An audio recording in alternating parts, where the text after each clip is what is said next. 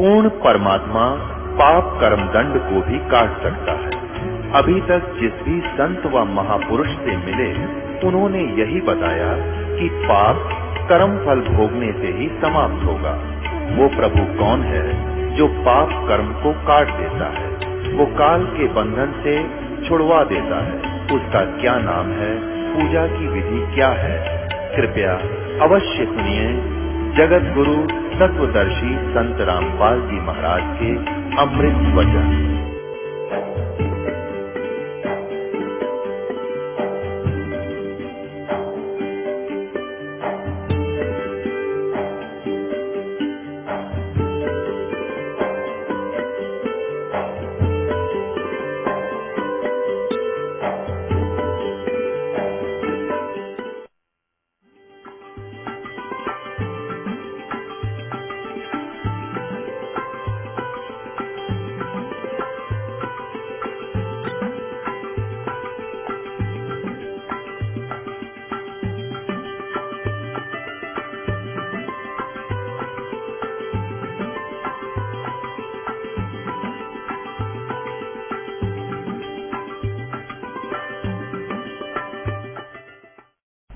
तो स्वर्ग में ये चला जाता था आकाश से अपने ऐसे उड़कर सिद्धि से। तो वहां के देवता लोग उसका बहुत आदर करते थे कि बड़ा महापुरुष है और यहां तक पहुंच जाता है। बड़ा सत्कार करते थे, उसको आदर देते थे, विचार सुनते और सुनाते थे। एक दिन उसके मन में आया कि आज मैं विष्णु लोक में चलता हूं। विष्णु लोक में पहुंच गया। अब परमात्मा कबीर जी क्या बताते हैं, परमेश्वर जी गर्भ योगेश्वर, गर्भ योगेश्वर यानी जो गर्भ में ही वो सिद्ध बन गया था, योगी बन गया था और इसी बात बना हुआ था सुखदेव। गर्भ योगेश्वर गुरु बिना लाग्या हर की सेवे, कहे कबीर बैकुंठ से फेर दिए सुखदेव। राजा जनक गुरु किए फिर कीनी हर की सेवे, कहे कबीर बैकुंठ में उल्ट मिले सुखदेव। राजा कहते सुखदेव जी बगैर गुरु के साधना करता था, भगवान की भक्ति करता था, सेव माने पूजा सेवा, और वो स्वर्ग पहुंच गए। विष्णु जी के लोक में एक होटल है। स्वर्ग एक होटल होता है जहां पर पुण्यकर्मी प्राणी ही जा सकते हैं। उसके पिछले संस्कार, जिसके पास पिछले पुण्य होते हैं वो स्वर्ग जाते हैं। जैसे सेठ लोग या साहूकार व्यक्ति, पैसे वाले गर्मियों के दिनों में हरियाणा से और कुल्लू मनाली शिमला आदि में चले जाते हैं, 1-2 महीना वहां रुकते हैं, कमरा किराए पर लेते हैं होटल में और वहां दो महीने मौज मस्ती करते हैं, घूमते फिरते हैं, कोई काम नहीं, खाओ पियो रेस्ट करो। लेकिन वो अपनी जेब से सब खर्च कर रहे हैं। जब वो जेब ढीली हो जाती है तुरंत वापस कर्म क्षेत्र में आ जाते हैं। ऐसा ये होटल। तो वो फिर एक वर्ष फिर धंधा करते हैं, फिर पैसे कुछ बचाते हैं, कुछ पैसे अच्छे हो गए तो वहां स्वर्ग यानी शिमला पहुंच जाएंगे, नहीं तो वहीं गर्मी में जो का तो रहना ही पड़ेगा।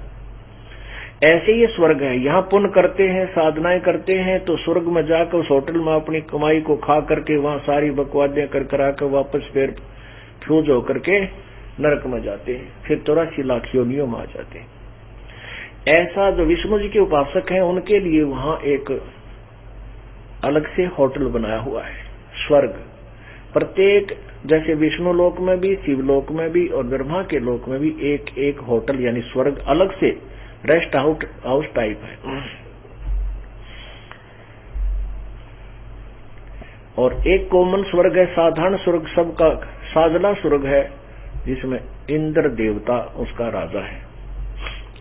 तो विष्णु लोक में चला गया और उस रेस्टोरेंट में, रेस्ट हाउस में जाकर रुकने की प्रार्थना की। उस स्वर्ग में रहने के लिए वहां यानी पहरेदारों से कहा कि मैं इस स्वर्ग में प्रवेश करना चाहता हूं, यहाँ रहना चाहता हूं कुछ दिन। तो उन पहरेदारों ने, जो वहां के पौड़िया थे, जो वो गेट कीपर थे भगवान विष्णु के उस स्वर्ग के, उस होटल के, रेस्टोरेंट के, रेस्ट हाउस के, उन्होंने कहा कि यहाँ रहने वाले के कुछ नियम हैं, वो अधिकारी होना चाहिए। जैसे सरकारी रेस्ट हाउस में कोई मेरे तेरे के साथ लल्लू पंजू नहीं रुक सकता, वो सरकारी अधिकारी, और वो भी जो अधिकारी हो के वहाँ रुक सकता है वही वहाँ रुक सकता है। अन्य को वहाँ के पहरेदार, वहाँ के पीएन, वो चपड़ासी नहीं रुकने देंगे। ऐसे ही वो सुखदेव ऋषि वहां पहुंच गया। वो उन्होंने कहा जी आप अपना लाइसेंस दिखाओ। कहने लगे क्या? कि आपका आइडेंटिटी कार्ड दिखाओ, अपना आई कार्ड दिखाओ, आपके गुरुजी कौन है।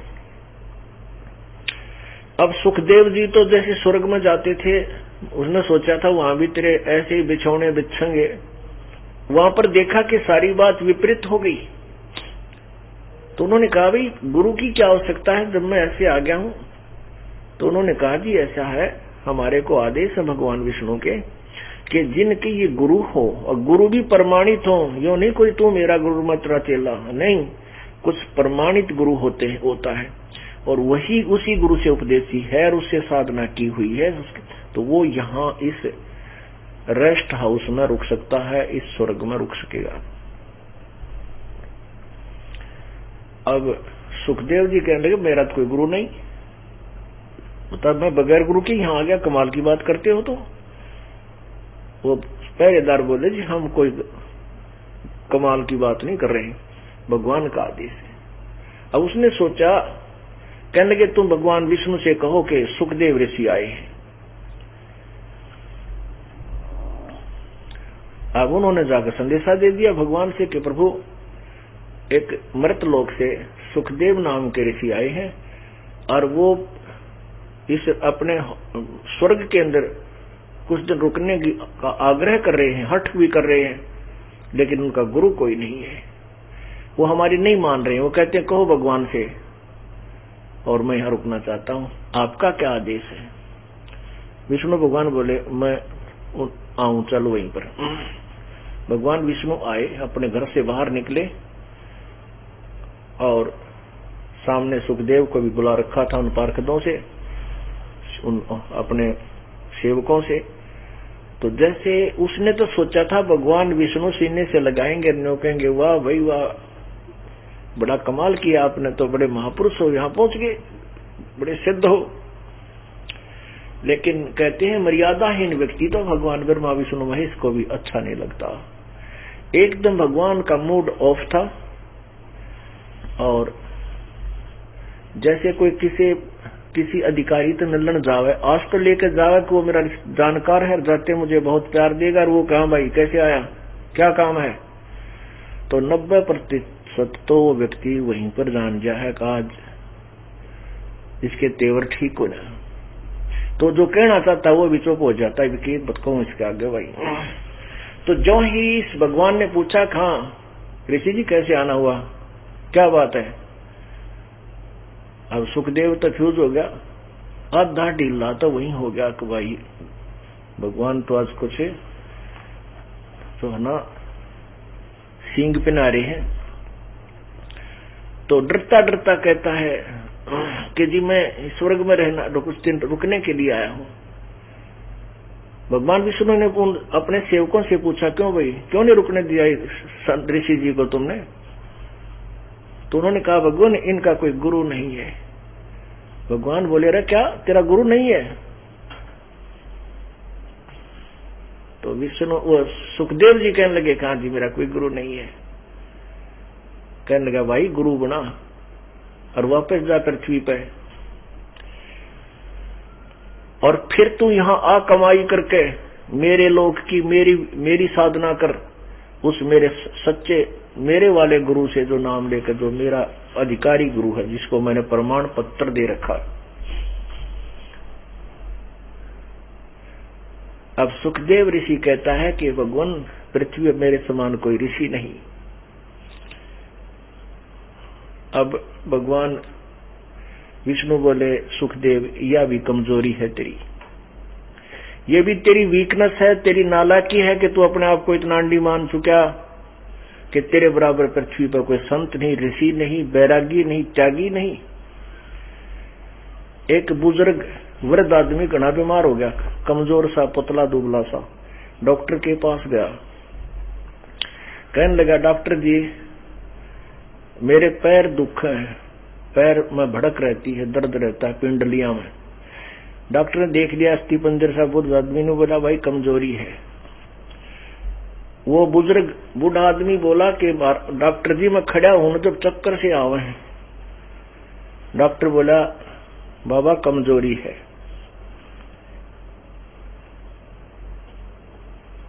बूढ़ा फिर बोला जी मैं चलता हूं जब दम से चढ़ जावे। डॉक्टर बोला कमजोरी है, यानी शारीरिक वीकनेस है। अब वो बूढ़ा होगा नाराज और आ गया छो में, ने बोला तू डॉक्टर है गमचक है, कमजोरी है कमजोरी है, एक के बाद जाना है कुछ और भी जाना है तू। वो डॉक्टर बोला बाबा यह भी कमजोरी है। कमजोर आदमी ने गुस्सा गणाया करे, ये क्रोध भी कमजोर को ही आता है। तो ये कमजोरियां हैं हमारी जो निकलती नहीं, जो हमें स्वस्थ नहीं होने देती। तो भगवान विष्णु कहने लगे ऋषि जी यह भी कमजोरी है तेरी, तू नौका मेरे बराबर कोई पृथ्वी संत नहीं। कहने लगे कि जाओ। तो वो कहने लगा सुखदेव जी आप बता दो कि राजा जनक विधेयी जो मिथिला नरेश है उससे जाकर के तू नाम ले, उपदेश ले, तब उसके द्वारा दिए मंत्र की भक्ति कर, तब तू यहाँ आना, तुझे ये गेट खोल दिया जाएगा, नहीं तो तेरे लिए गेट बंद है। अब वापस आ गया मुंह लटका के। कहां पहुंचे? उसी कोमन स्वर्ग में।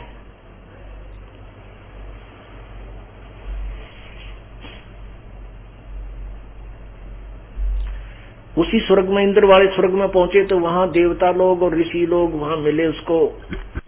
अब पहले तो वो जाता था बड़ी तड़क भड़क से ऐसे, और अब जा रहे हैं ऐसे। उन्होंने देखा भाई आज क्या बात है, सुखदेव ऋषि में पहले वाली शरीर के अंदर रौनक नहीं है। उनको आसन दिया, वह बैठ गए। चर्चा हुई कि ऋषि जी क्या बात, आपका प्रसन्न चित्त नहीं है, चेहरा मायूस है, क्या कारण हो गया? ऋषि महर्षि को कैसी चिंता, कैसी टेंशन? सुखदेव बोला टेंशन के भाई तो बड़ा काम हो गया मेरे साथ है। क्या बात बता। तो कहने लगा कि मैं गया था भगवान विष्णु के लोक में और मैंने स्वर्ग के अंदर प्रवेश चाहा तो पहरेदारों ने मना कर दिया। विष्णु जी से मैंने प्रार्थना की तो उन्होंने भी मना कर दिया कि वे गुरु के बिना तू यहाँ रह नहीं सकता, कि गुरु के बिना आप यहाँ नहीं रह सकते। तो वो सभी ऋषि जिन हैरान रहे। देवता लोग कहने लगे व्यास पुत्र, हे महर्षि क्या आपने गुरु धारण नहीं कर रखा? सुखदेव जी कहने लगे नहीं। तो सभी ने कहा कि सुखदेव कहने लगे ऋषि जी आपने तो कति काम बिगाड़ रखा है, गुरु के बिना तो बात बने नहीं, कोई भी भक्ति सफल नहीं हो सकती। और हम तो समझते थे कि आपने गुरु बना रखा होगा, हमें नहीं पता था कि आप निग्रह हो। इस निगुरा जिसका कोई गुरु ना हो, कहते उसको तो 3 लोक में कितने ठिकाना नहीं, 84 लाख योनिया में भुगतेगा और कितने गधे की दुनिया में ब्रह्म माटी होगी।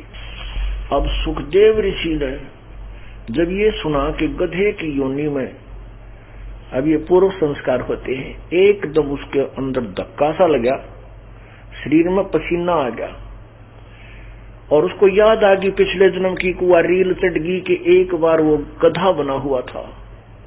फिर वो कहता है कि हो महापुरुषों आपने तो मेरी आंख खोल दी। एक जन्म में मैं 84 लाख योनियां भोगता भोगता गधे की योनि में भोग रहा था और मेरे मालिक ने इतना काम लिया, दिन रात मेरे से पानी भी ना पीने दिया, मैं अंधा हो गया।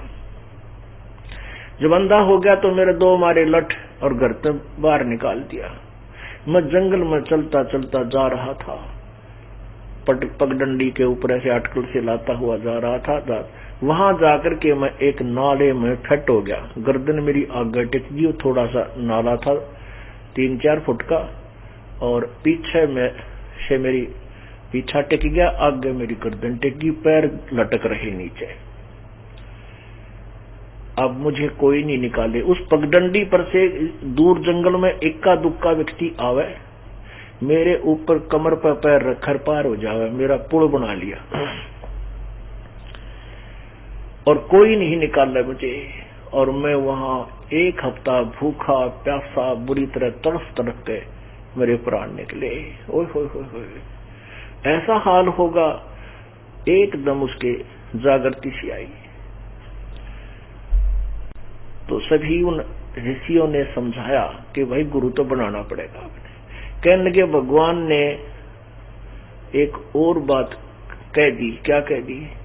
कि उन्होंने कहा कि राजा जनक से नाम ले ले, उपदेश ले, उसको गुरु बना। भाई राजा जनक गृहस्थी भाई, और कैसे शीश निभाऊं जाई। इबांडी पाक रहा कि मैं तो एक योगी क्रम सन्यासी सब कुछ त्याग कर बाहर घूम रहा हूं, जंग अपना कोई मेरे जो है ना, मैंने संपत्ति आदि ग्रहण नहीं की है, ना कोई स्थिति ग्रहण की। राजा जनक गृहस्थी भाई, और कैसे शीश निभाऊं जाई कि वो तो बाल बच्चेदार एक राजा, और मैं जो है ना एक योगी सन्यासी महात्मा, और कैसे उस गृहस्थी को नमस्कार करूं, मैं तो नहीं करूं। तो वो बोले भाई ना करे तो गधा बने। वो फिर गधा याद आएगा उसका, फिर कालजा बैठा। तो फिर उन्होंने समझाया कि देखो, नारद ने झीमर गुरु की ना कहा ज्ञान में हो गया ही ना, कागभूषण जी आदि सब ने बहुत समझाया। तो पुण्य आत्माओं, आपको तत्व ज्ञान के माध्यम से बताया जाएगा कि वो जो कालू झीमर था। अब यहां मन में शंका आ जाती है उन अज्ञान लोक वेद के कारण, कि कहते हैं एक तरफ तो कहते हैं गुरु पूरा होना चाहिए, उधर से कहते हैं नारद ने एक धीमर यानी मछियारे को गुरु बना लिया था, वो पार कर हो गया। पहली बात तो ये है कि वो कालो झीमर था कौन, ये तत्व ज्ञान के इस दर्पण में आपको स्पष्ट दिखाया जाएगा। वो समय आने पर बताएंगे, अभी नहीं। और वो नारद कित पार होकर चला गया, यहीं पर चोटी टांगे अंडा है। वो कौन सा पार हो गया, यही जन्म मृत्यु के अंदर ये नारद जी भी है। लेकिन जितना राहत उसको मिल सकी, वो भी कालू कौन था, उसको भी कबीर परमेश्वर मिले थे और उनको समझाया था। उसके बाद उसने कुछ, ये बाद में बताऊंगा। अब प्रकरण दूसरा चल रहा, नहीं लंबी कथा, इस कालू की हो जाएगी।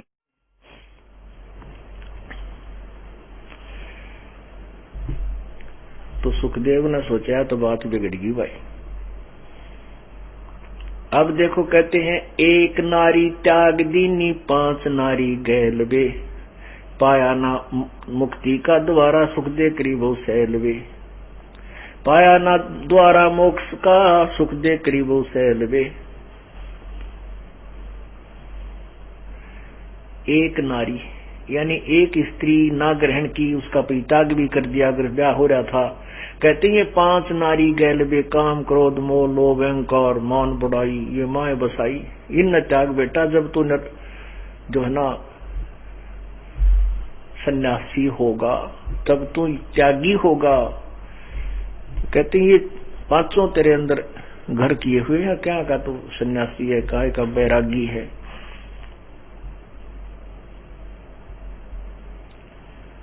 तो उसने फिर क्या सोचा कि अभी बात बिगड़ गई। फिर वो अपने पिता के पास आया, हालांकि पहले तो पिताजी को रिजेक्ट कर गया था। फिर उसने जगह जगह कथा सुनी कि व्यास तेरे पिता तो बड़े पहुंचे हुए महापुरुष हैं, वैसे हैं ऐसे हैं। तो फिर उसने सोचा कि भाई पिताजी तो और पूछ लूं, भाई सचमुच मैंने गुरु बनाना ही पड़ेगा कि, और कोई और अच्छा गुरु हो तो वो देख लेता हूं। अपने पिता व्यास के पास गया और कहा, प्रणाम किया। व्यास जी ने सीने से लगाया, आजा मेरा पुत्र है, बहुत दया करी तूने, आ गया। मैं तो बहुत तड़फ रहा था तेरे लिए। सारी उसने बताया कि मैं आपका बेटा सुखदेव हूं। तब व्यास जी ने पूछा, आज कैसे आना हो गया पुत्र? तो उसने सारी कहानी बताई कि मैं ऐसे ऐसे भगवान विष्णु के लोक में गया था, वहां मुझे रहने नहीं दिया। व्यास जी कहने लगे कि ऐसी बात नहीं, भगवान विष्णु तो भक्तों को सीने से लगाते हैं, आपको क्यों नहीं रहने दिया? सच्चाई बता क्या है? कि भगवान ने कहा कि तू बगैर गुरु के है, बिना गुरु का है, नुगरा है, इसलिए मैं यहां नहीं रहने दूं। व्यास जी कहने लगे, अरे बोले भगत, अभी तक तू निगरा है, मैं तो सोचूं था मेरा बेटा मेरा नाम रोशन करेगा, तू तो गधा बनेगा। अब गधा कहते वो दुखती जगह पर फेरा हाथ लाके, वो तेरा गजब हो ये। तो कहने लगा भाई, फिर कहते हैं पिताजी भगवान ने एक और बात कह दी, गुरु तो बना लूं मैं। कि भगवान ने क्या कहा? भगवान ने कहा कि भाई तू गुरु बना, और गुरु बना जनक जी को, राजा जनक को। पिताजी अब कैसे नमस्कार करूंगा मैं उसको, मत त्यागी वैरागी। व्यास जी कहने लगा, बोले आदमी जब भगवान ने कह दिया फिर अग्रम अग्रम क्यों कर रहा है नालायक, तेरी तक कति काम बिगड़ जाएगा। जब परमात्मा ने तो भगवान माने विष्णु ने, और उसने आदेश दे दिया, फिर तेने सोचने की आवश्यकता कहाँ रहेगी? जाकर उस महापुरुष के चरणों में पड़ जा। राजा जनक से उपदेश ले भाई, अब मरता क्या नहीं करता, अब चला मुंह लटका के। राजा जनक के दरबार में पहुंच गया शाम के समय, दोपहर को। राजा जनक के कहते हैं 10,000 रानियां थी, और जब पता चला कि व्यास का पुत्र क्यों चर्चा चली रही थी, ऐसे ऐसे वो उत्पन्न हुआ है और ऐसे आकाश में उड़ के चला गया, माँ बाप के घर पर भी नहीं गया, ऐसे ऐसे बड़ा पहुंचा हुआ महापुरुष है। जब सुखदेव ऋषि को पता चला, नानक उसको जनक जी को पता चला कि व्यास के पुत्र वो ऋषि जी जो जन्म से सिद्धि युक्त उत्पन्न हुए हैं वो आए हैं, बड़े प्रभावित हुए और नौकरों से कहा भाई आसन लगाओ, महात्मा आए हैं अपने घर पे, बड़े संत आए हैं, ऋषि आए हैं, और आदर से गदला बिछाओ, और ये खूब कर दिया। गद्दे वद्दे लगा तो चादर बिछाओ बढ़िया, और बुलाओ। राजा जनक ने उनसे कहा कि आओ ऋषि जी, अब बैठो, आसन पर बैठो, और आप बैठ गए नीचे। सुखदेव बोला अब मैं ऊपर नहीं बैठ सकता, मैं नीचे बैठूंगा। वो नीचे बैठ गया सुखदेव। राजा जनक कहने लगा नहीं नहीं, आप मेरी बेइज्जती ना करो, क्या अच्छा आसन नहीं लगा सका मैं? सुखदेव बोला ऐसी बात नहीं है राजन। फिर उन्होंने सारी राम कहानी बता दी अपनी, कि मैं ऐसे ऐसे विष्णु लोक में गया था, उन्होंने मुझे वहां नहीं रहने दिया, और क्योंकि मेरा कोई गुरु नहीं था। अब जनक जी भी कहने लगा ऋषि जी क्या बात कह रहे हो आप कौन सी दुनिया में थे, गुरु नहीं बनाया? अपनात्माओं जो कांटे के भगत संत होंगे वो एक का रस बोला करते हैं, एक ही बात कहते हैं, सब एक जैसा ही ज्ञान उनको होता है। सबने यही कहा कि गुरु तो आपने धारण करना ही होगा। सुखदेव बोला कि मैं तो आपको गुरु बनाने आया। अब राजा जनक कहने लगे महात्मा जी मजाक ना करो मुझ गरीब का, मैं तो आपके चरणों के धूल हूँ, आपका दास हूँ, मैं गृहस्थी व्यक्ति हूँ, आप तो बड़े त्यागी और बैरागी हो। तो सुखदेव ने जान गया कि तेरे तरले गड्ढे पर ठोकर मारा है कि तू अपने मन में क्या सोच रहा था। अब यही कह रहा है कि तू बड़ा त्यागी बैरागी है, मैं तेरी गृहस्थी हूँ। सुखदेव बोला राजन मैं मजाक नहीं कर रहा, मैं आपसे उपदेश चाहता हूँ, भगवान का आदेश हो गया है। जनक जी बोले भी ठीक है, भगवान का आदेश हो गया, नाम में लेना है तो बेटा तो महात्मा जी सुबेरे लेना, अब विश्राम कर ले, सुबह नहा धोकर। वो तो एक बहाना था, उसकी परीक्षा लेना चाहते थे। उसको एक अलग से कमरे में एक चारपाई तख्त लगा दिया, और एक महिला अपनी पत्नी एक सेविका से कहा कि आप इस राजा की सेवा करो, इनका वस्त्र बिछाओ, इनको खाना खिलाओ, ये आपकी सेवा की ड्यूटी है।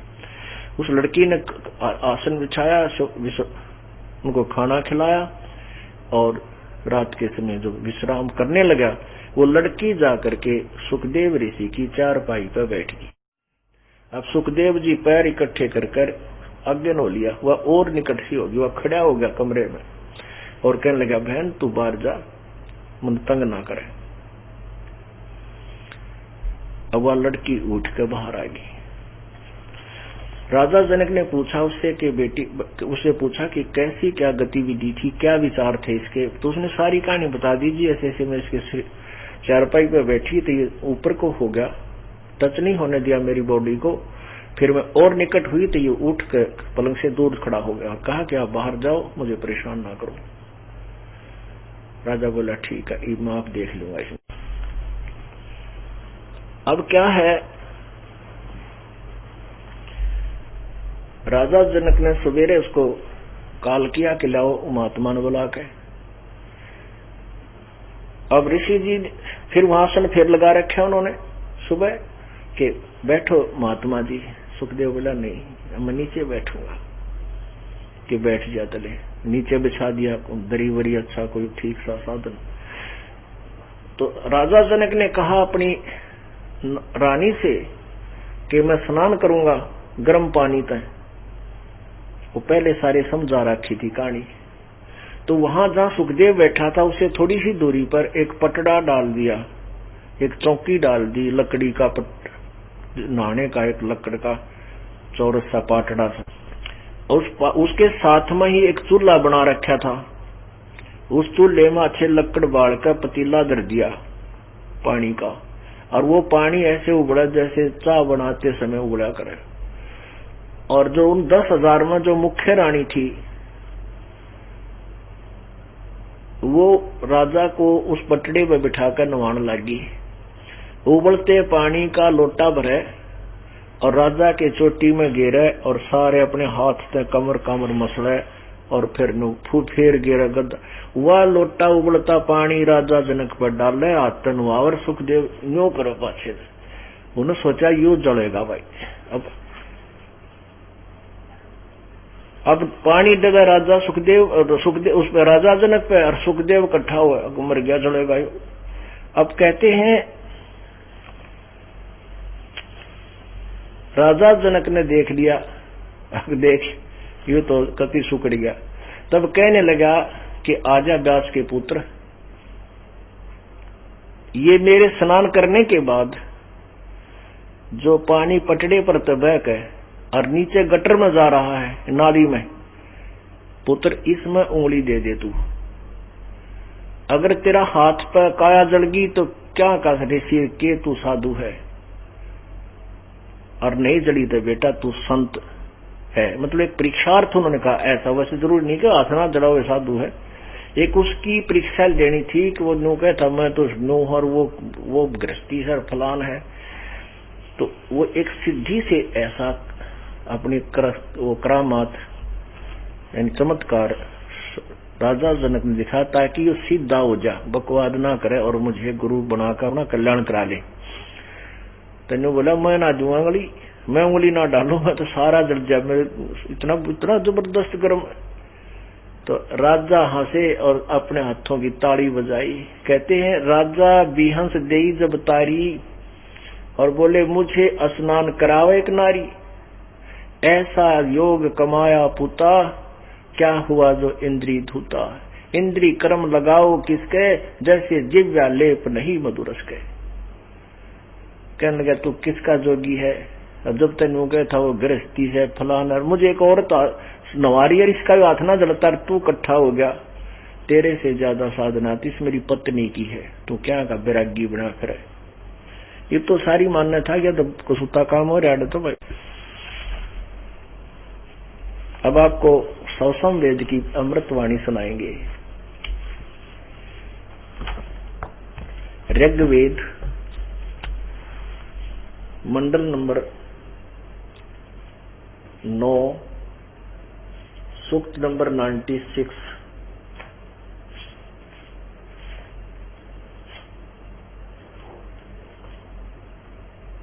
और मंत्र नंबर 16 से लेकर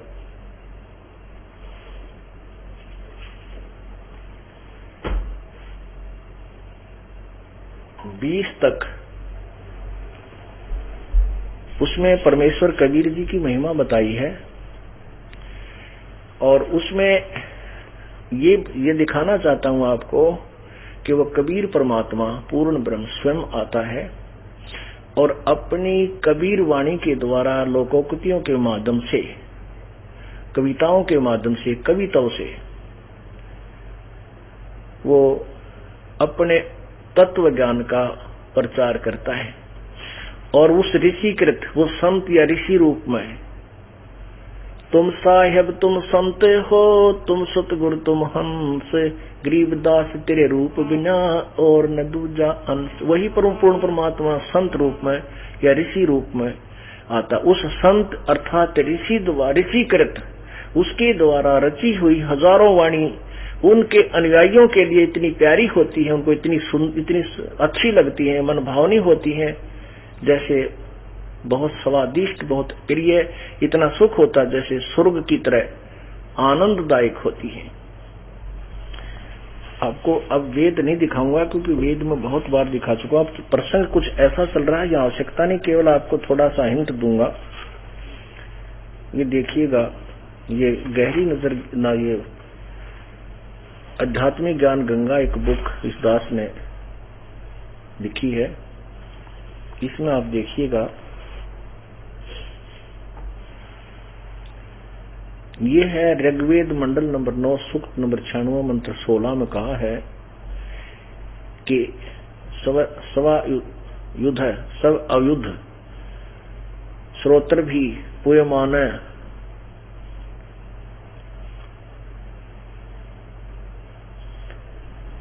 आपको यहां सुनते हैं, परमेश्वर आप सब अयुद्ध अपने तत्व ज्ञान रूप शस्त्र युक्त हैं, रूपी शस्त्र युक्त। उस अपने तत्व ज्ञान रूपी शस्त्र द्वारा मवाद रूपी अज्ञान को नष्ट करें तथा अपने उपासक को अपने गुप्त सुखदायी श्रेष्ठ नाम व मंत्र का ज्ञान कराएं।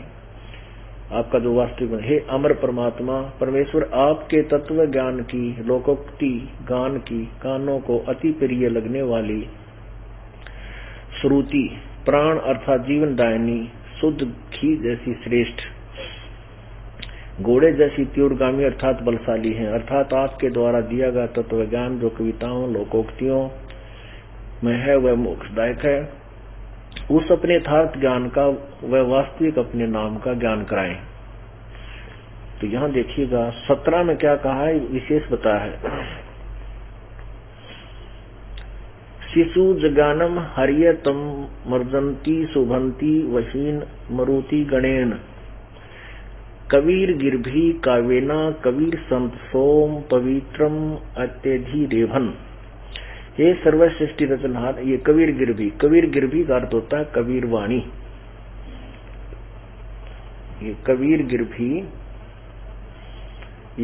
गिरभी इस रे को ऊपर लगाएं, ऊपर जो ई की मात्रा गयवाड़ी की मात्रा पर भी है,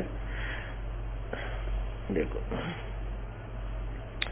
तो इसको ये ऐसे भी हलंत लगाकर भी लिख सकते हैं। कबीर गिरभी, कबीर वाणी अर्थात कबीर वाणी द्वारा रेवन ऊंचे स्वर से संबोधन करके बोलता हुआ वर्णन करता है। कबीर संत सोम वह अमर पुरुष अर्थात सत्पुरुष संत या ऋषि रूप में स्वयं कबीर देव ही होता है, परंतु उस परमात्मा को न पहचान कर कवि कहने लग जाते, परंतु वह पूर्ण परमात्मा ही होता है। उसका वास्तविक नाम कबीर देव है। अब देखिएगा, अब 18 नंबर में श्लोक नंबर 18 में लिखा है उस कैसी होती है वो वाणी, ये देखिए। ऋग्वेद मंडल नंबर 9 सूक्त 96 मंत्र 18 में लिखा है, ऋषि मना ये ऋषिकृत सवर्षा सहस्रनिथ पदवी कविनाम तृतीय धाम महिष शिष्या संत सोम विराजमानु राजती सटुक। वेद बोलने वाला ब्रह्म कह रहा है कि यह जो पूर्ण परमात्मा विलक्षण बच्चे के रूप में आकर कवि नाम प्रसिद्ध कवियों की पदवी उपाधि प्राप्त करके अर्थात एक संत या ऋषि की भूमि करता है, उस ऋषिकृत संत रूप में प्रकट हुए प्रभु द्वारा रची सहस्र अनिथ हजारों वाणी ऋषि मना संत स्वभाव वाले व्यक्तियों अर्थात भक्तों के लिए सवर्षा स्वर्ग तुल आनंददायक होती है। सोम वह अमर पुरुष अर्थात सतपुरुष, तृतीय तीसरे धाम मुक्ति लोक अर्थात सतलोक की मही से सुदृढ़ पृथ्वी को शिष्य स्थापित करके अनुपश्चात में संत मानव सदृश रूप में सटुप्त गुम्बद अर्थात गुम्बज के ऊंचे टीले जैसे सिंहासन पर गुम्बज में पर विराजमान राज की उज्जवल स्थूल आकार में अर्थात मानव सदृश तेजो में शरीर में विराजमान है। इससे दो बात सिद्ध होगी कि वेद कहता है कि वो परमात्मा एक तो ब्रह्म का धाम, एक फिर परब्रह्म का धाम, एक पूर्ण ब्रह्म सतलोक, वो तीसरे मुक्ति धाम में एक ऊंचे सिंहासन, एक गुम्मज के अंदर, यानी एक ऊपर बहुत बड़े अरस कुर्स पर सफेद गुम्मट है, जहां सतगुरु का डेरा। सवसम वेद में भी यही प्रमाण है कि वहां गुम्मद में एक स्थूल शरीर में विराजमान है, और वो परमात्मा जब यहाँ आता है तो एक प्रसिद्ध कवि की उपाधि प्राप्त करता है। उसके द्वारा जो हजारों वाणियां जो बोली जाती हैं, उसके अनुयायियों द्वारा के लिए वो एक विशेष आनंददायक, यानी बहुत प्यारी लगती है उनको। वो आपको वही वाणी आपको सुना रहा हूं। गीता जी अध्याय नंबर 4 के श्लोक नंबर 32 में कहा है कि वो पूर्ण परमात्मा की वाणी में बहुत प्रकार का जो है प्रकार से विस्तृत ज्ञान दिया गया है। उसको, उस तत्व ज्ञान को तू समझ, तत्वदर्शी संतों से सुन।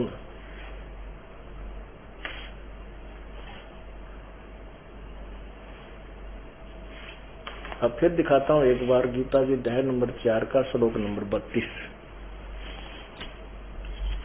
क्योंकि ये एक ऐसा को एजुकेशन है, सथल, ऐसा सामूहिक शिक्षा सथल है। इसमें पहली कक्षा के भी हैं, दूसरी के भी, तीसरी के भी, और अभी तक जिसने एडमिशन भी ना लिया हुआ भी आ रहे होंगे सत्संग सुनने किसी के साथ। तो उनको अगर ये प्रमाण ना दिखाया तो वो नहीं सोचेंगे वैसे ही कह रहे हैं ये संत जी। तो ये प्रमाण देख करके बुद्धिमान लोग फिर चूक क्या ना करते, वो फिर मान लेते हैं सचमुच ये तो सच्चाई है। देखो गीता जी अध्याय नंबर श्री मद् भगवत गीता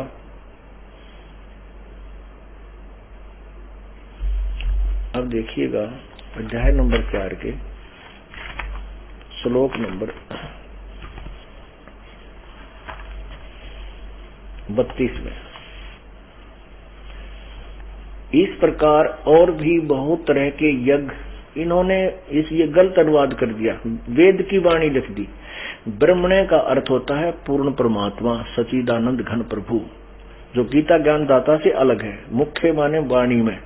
अब यहाँ ब्रह्मणे का अर्थ क्या है ये स्पष्ट करता हूं। पहले देखिए अध्याय नंबर 17 का श्लोक नंबर 23 इसका स्पष्टीकरण देगा। ये देखिएगा श्लोक नंबर 23, इसमें लिखा है कि ओम तत्सत इति निर्देश ब्रह्मण त्रिविध समर्थ ब्राह्मणा तेन वेदात यगात विहिता पुरा। ओम तत्सत, ऐसे यह 3 प्रकार का ब्रह्मण है। अब ब्रह्मण शब्द देखना है, सच्चिदानंद घन ब्रह्म यानी पूर्ण परमात्मा, सत्य चित आनंद, जिससे वास्तव में जो परमात्मा पूर्ण है उसका निर्देश, उसका नाम ये तो बाद में बताऊंगा यू की है, लेकिन ब्रह्मण माने सच्चिदानंद घन परमात्मा। इस ब्रह्मण का अर्थ है सच्चिदानंद घन ब्रह्म यानी पूर्ण परमात्मा।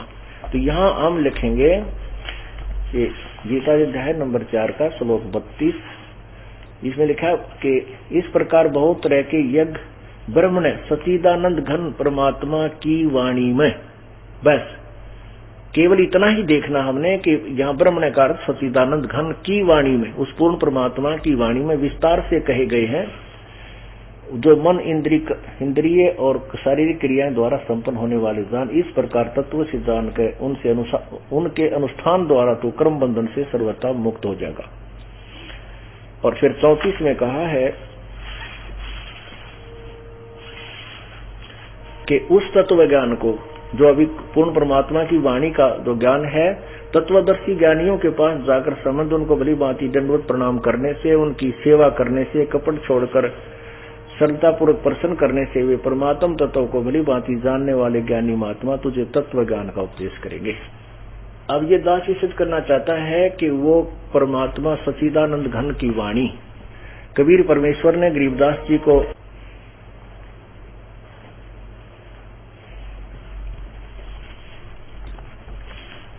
वो अमृतवाणी आपको सुनाते हैं। संख असंखों जन्म पूर्व ले गंध अंड तन काया भूले, जोग संयोग मिला जद आई, शिव गिरजा को कथा सुनाई।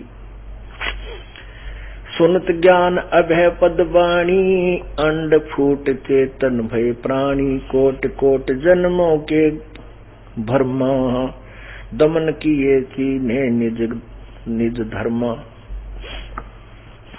गिरजा वही ज्ञान गलताना, पंछी कोण वृक्ष गोहराना।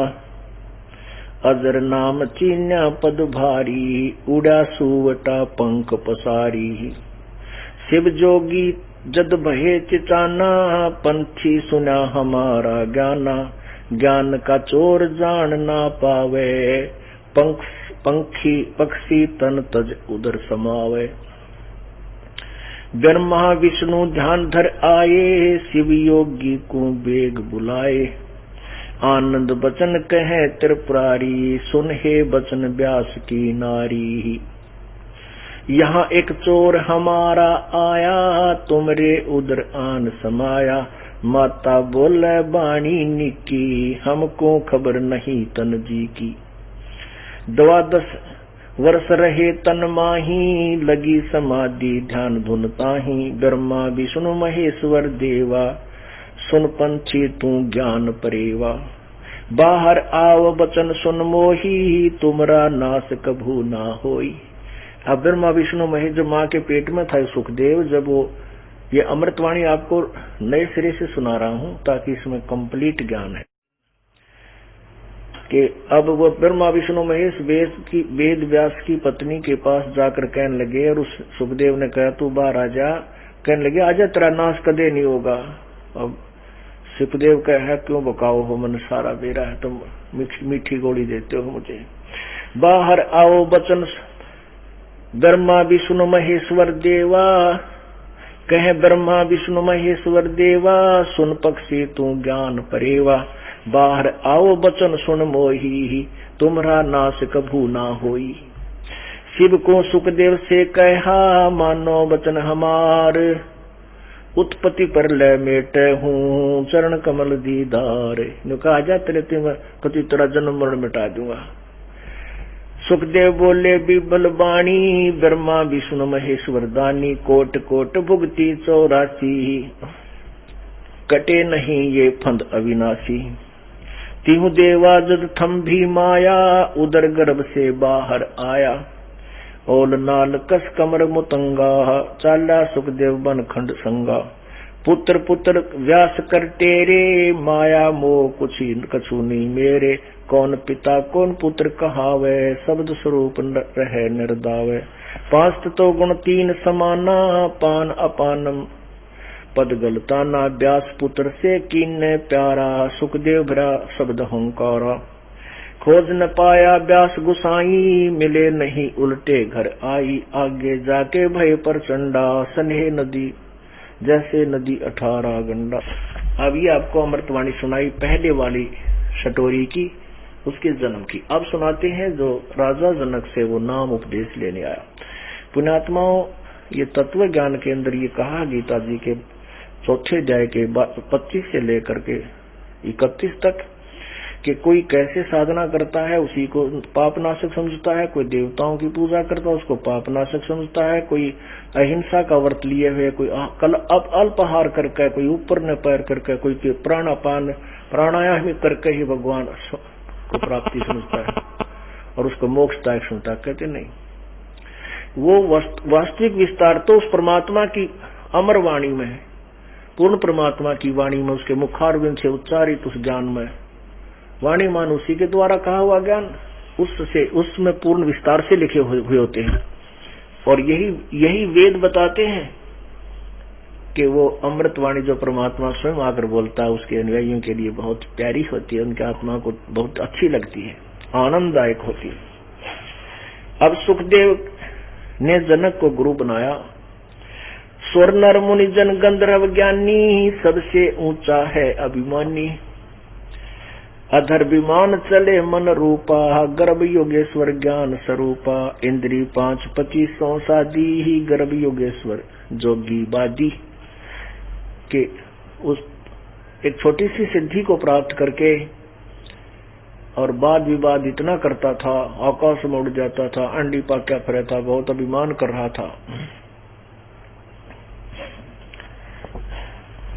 बादी जोगी बाद कर वो बेचरा तीनों लोक, सतगुर जनक विदेही बिन पावत नाही मोखो। अहो व्याध बंधन बहु भारी, सुखदेव जीता हुरुम्बा हारी। औ अग्नि हृदय प्रकाशा, ज्ञान ध्यान जरे जूंगासा। कोट ज्ञान सुरपति सत्संगा, जा अहिला की न्या संगा। अहु अग्नि केते बोराए, सुखदेव योगी इंद्र डिगाए। परमात्मा क्या कहते हैं?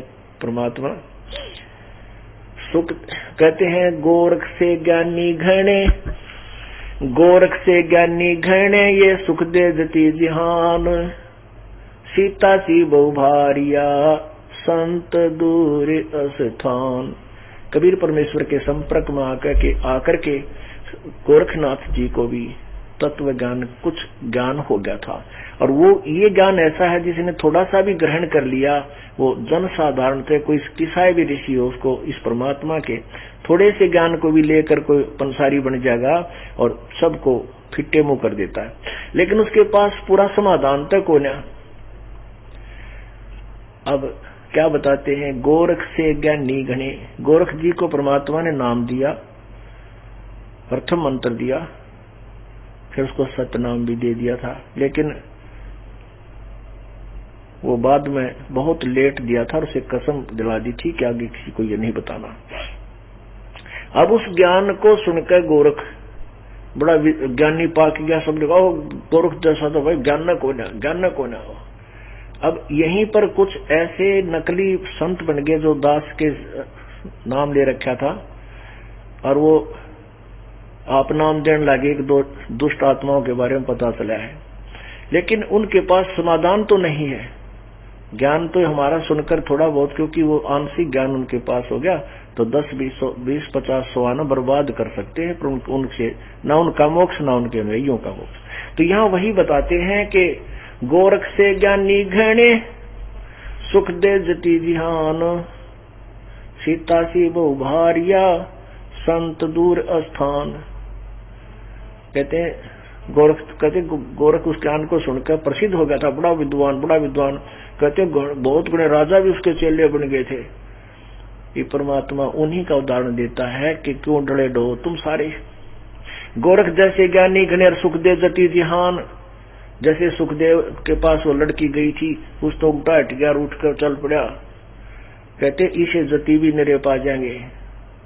और सीता जैसी बहु भारिया, सीता जैसी धर्मपत्नी भी बहुत मिल जाएंगी, लेकिन संत दूर स्थान। संतों पूरे संत के घर बहुत दूर है, पूर्ण संत मिलना बड़ा मुश्किल है। वो यही कहा जा रहा है, कोट ज्ञान सुरपति सत्संगा, जा अहिल्या की न्या संगा। सुरपति देवताओं का राजा और 88,000 ऋषि और 33 करोड़ देवताओं को वो ज्ञान देता है। ऐसा नहीं करना चाहिए, परस्पर स्त्री माता के समान और बहन के समान होनी चाहिए, ऐसे और वैसे। और कहते आप अपने ही गुरु गौतम की पत्नी के साथ जाकर मुंह काला कर दिया। तो यहाँ क्या बताते हैं? कोटि ज्ञान सुरपति सत्संगा, जा अहिल्या की न्या संगा। कहते इसे करोड़ ज्ञान वक्ता, करोड़ों ज्ञान वाणी घोट रखी थी पुराने वेदों की सुरपति देवता ने, यानी इंद्र ने, और अपने ही गुरु की पत्नी अहिला के साथ जाकर मुंह काला कर लिया। बता के फूक इसे ज्ञान ने। कहते ना कैन सुन,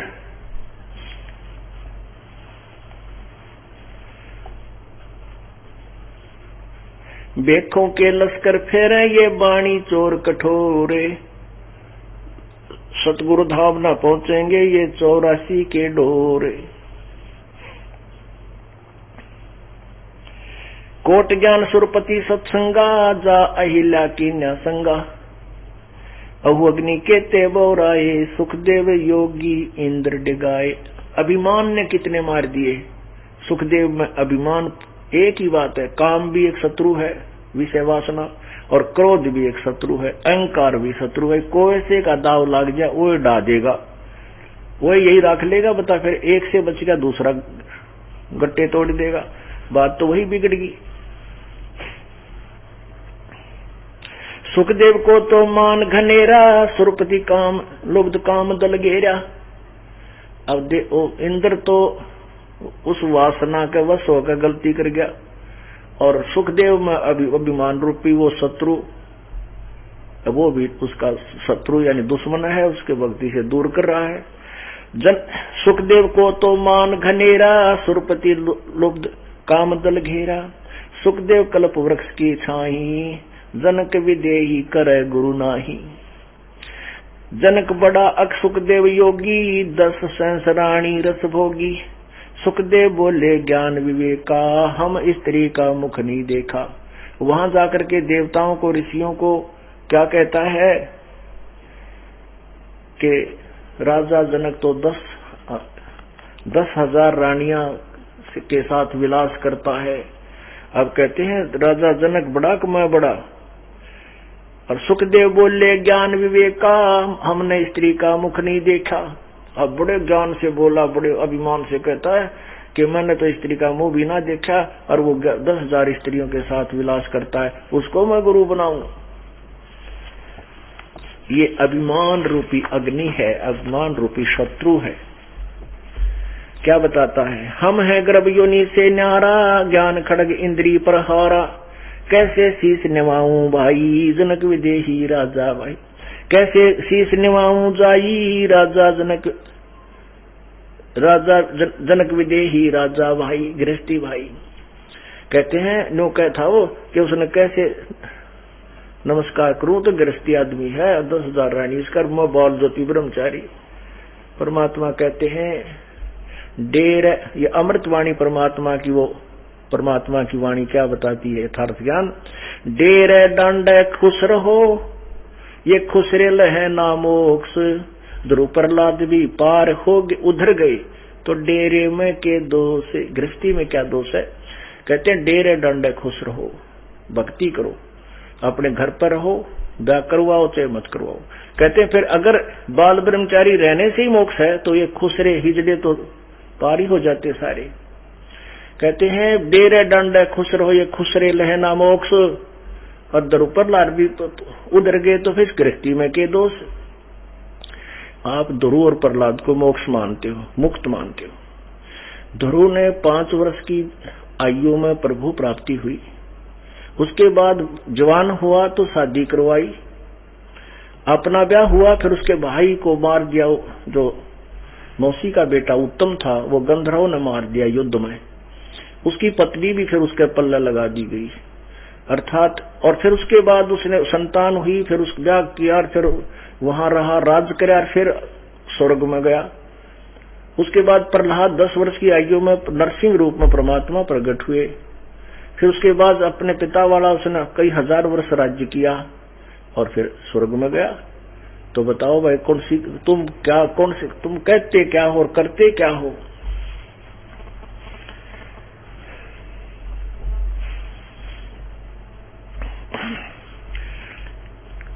कैसे शीश निवाऊं जाई, राजा जनक विदेही राजा भाई।